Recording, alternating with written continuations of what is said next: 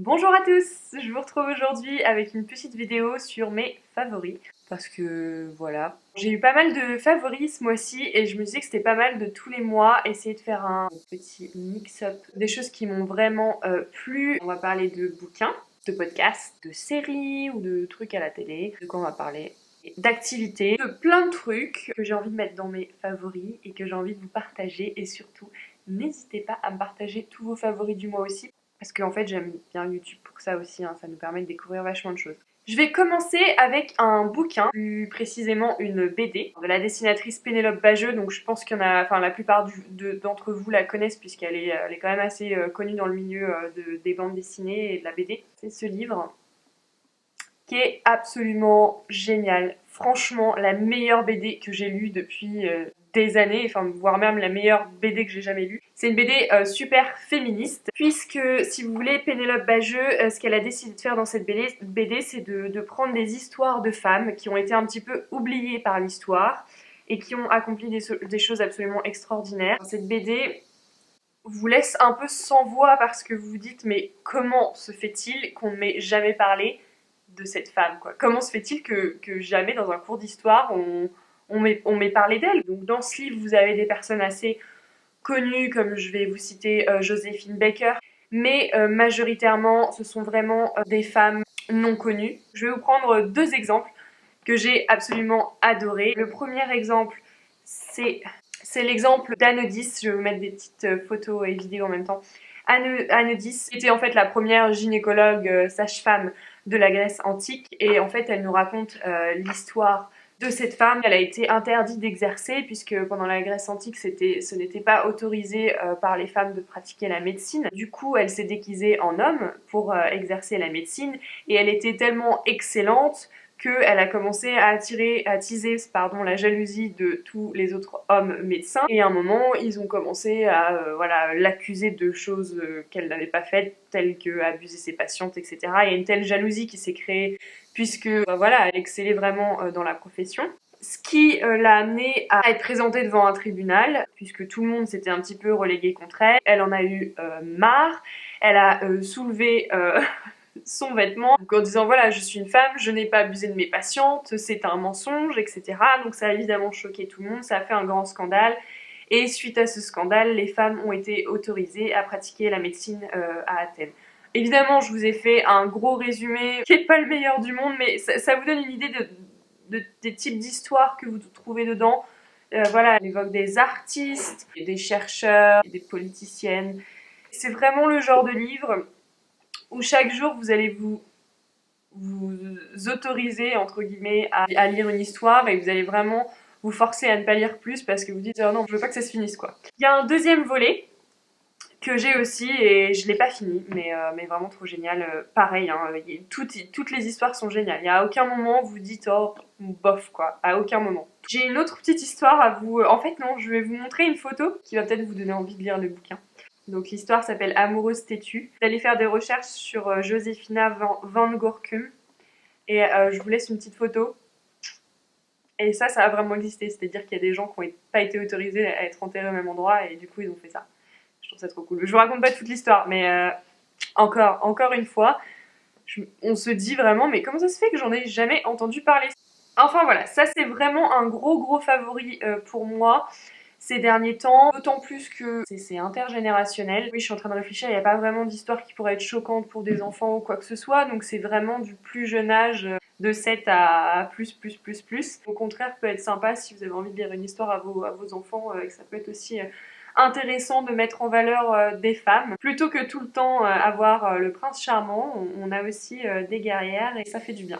Ensuite, je vais vous parler d'un podcast que j'ai apprécié, mais ça va être très spécifique parce que c'est juste un épisode de ce podcast que j'ai particulièrement apprécié et que je vous recommanderais dans ces temps un peu troubles. Donc le podcast a été créé par une des youtubeuses assez connues qui s'appelle Esther. Elle a une chaîne YouTube qui marche très bien, elle parle beaucoup de développement personnel et elle a créé son podcast il y a je pense déjà des années puisque il doit y avoir environ 150 épisodes de disponibles déjà. Je suis tombée dessus par hasard et je n'ai pas voulu commencer par le début, j'ai juste pris un épisode, vous allez voir il y a tellement d'épisodes qu'en fait elle développe un peu tous les sujets, donc vous êtes à peu près sûr de trouver quelque chose par lequel vous allez vous sentir concerné au moment où vous allez vouloir écouter le podcast. Je vais vous recommander l'épisode 137 qui s'appelle Sortir de l'ennui, qui est vraiment un épisode assez intéressant. Je trouvais particulièrement en ce moment où des fois ça peut être un petit peu difficile de trouver quoi faire, le fait d'être confiné, on peut un peu se remettre en question. Et puis je sais pas si vous êtes comme moi, mais moi j'ai tendance à un petit peu me sentir coupable si je ne fais pas quelque chose de productif.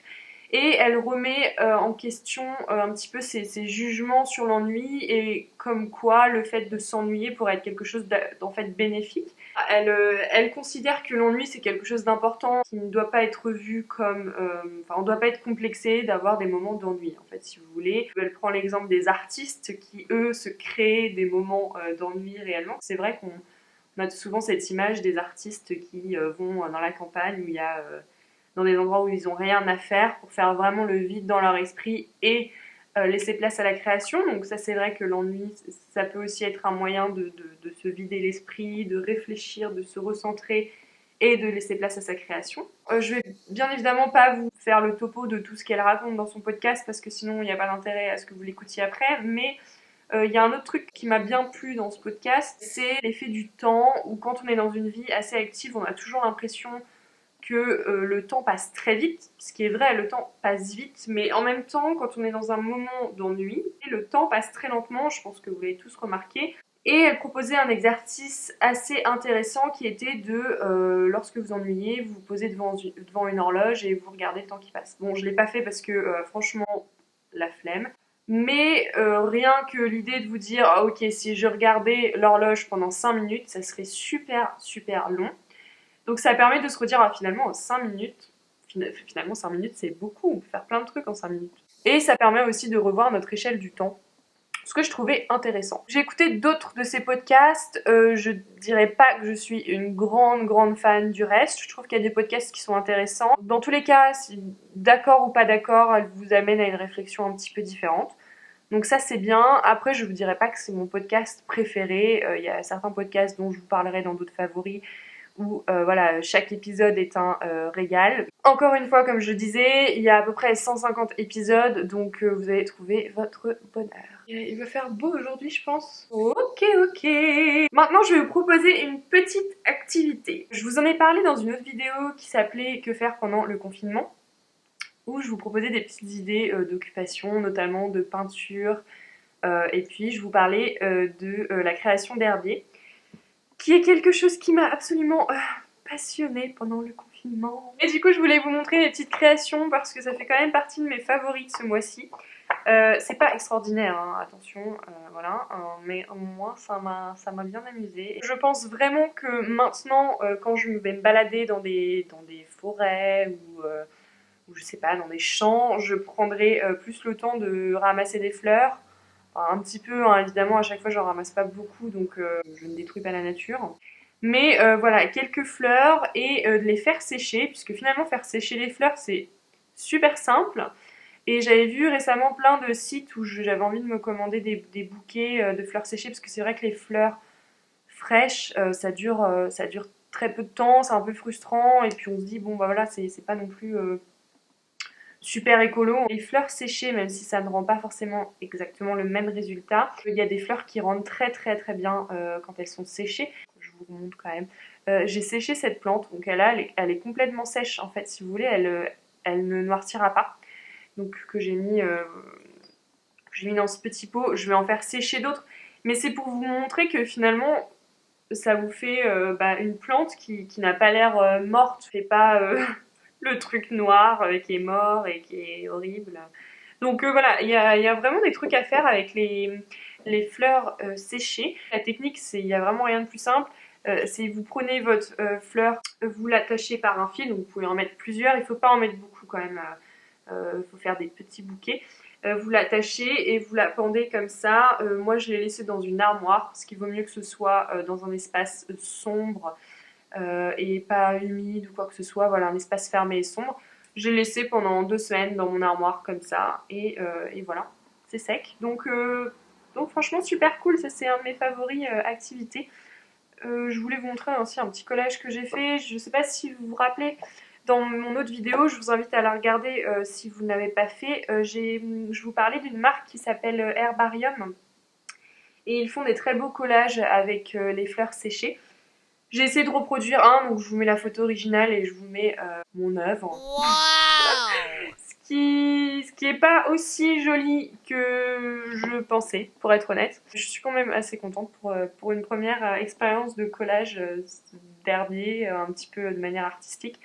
Je trouve ça assez sympa. Je vous invite peut-être à voilà, commencer à sécher des fleurs pour avoir des bouquets que vous gardez pendant des mois. D'ailleurs, je sais pas vraiment combien de temps on peut garder les fleurs séchées, j'imagine même peut-être des années, hein. Aucune idée, on verra bien. Oui.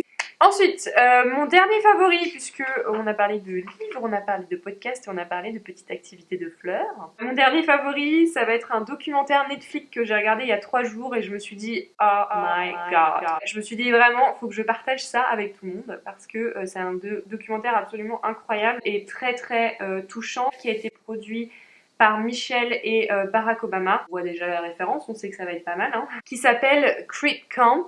La révolution des éclopés. Vous savez, les documentaires Netflix, ils ont tendance à être un petit peu parfaits, très bien faits, un peu sous forme de film, très bien réalisés.